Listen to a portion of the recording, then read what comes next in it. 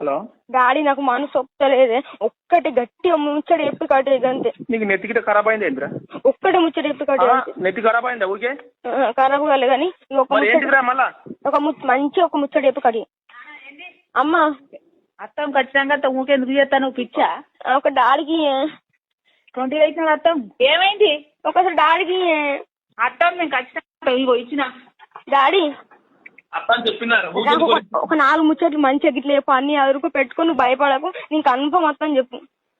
నేను అదే చెప్తాను నీకు. ఇంతకుముందు ఏం చెప్పిండ్రా? ఇప్పుడు 2 బాంకిట్లు అది గరబాంగి అది ఇంటి తెచ్చుకో, మళ్ళీ వండుకొని తీసుకుపోదు. ఇంకెన్ని రోజులు ఉంది? నువ్వు తొడుక్కునే బట్టలో 2 రోజులు తెచ్చుకో, తొడుక్కున్నట్టు కూడా 2 రోజులు తెచ్చుకోరా.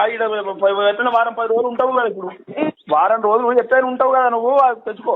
ఇంకెన్ని రోజులు ఉంది? 4 రోజులు ఉంది. ఏం వర్రించుకుంటానే లేదు. డాడీ ఎన్నిటి వరకు వెళ్తావు? అరే నా ఎల్లుండి నీకేం పని? అత్త 12 గంటలకు నీకు దగ్గరికి అంతే కదా.